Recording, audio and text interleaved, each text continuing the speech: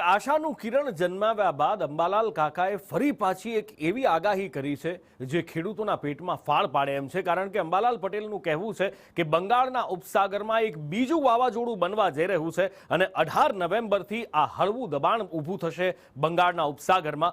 23 November સુધીમાં એ ચક્રવાત બની શકે છે અને એ ચક્રવાતના ભેજની અસર જ્યારે પણ બંગાળની ખાડીમાં કોઈ વાવાઝોડું અથવા ચક્રવાત આવતું હોય છે એના ભેજની અસર છે ગુજરાત સુધી આવતી હોય છે અને એટલે જ એમનું કહેવું છે કે ચક્રવાતના કારણે ફરી ગુજરાતમાં માવઠા જેવું વાતાવરણ બનશે।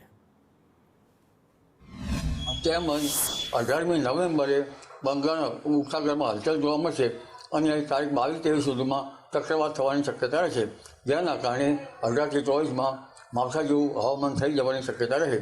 આ ઉપરાંત ડિસેમ્બરના લગભગ 22 ડિસેમ્બર એટલે કે ડિસેમ્બરના બીજા સપ્તાહ સુધીમાં વાદળવાયુ માવઠા જેવું વાતાવરણ થઈ જાય અને ડિસેમ્બરના ત્રીજા સપ્તાહમાં પણ વાદળવાયુ કે માવઠા જેવું હવામાન થઈ જવાની શક્યતા રહે।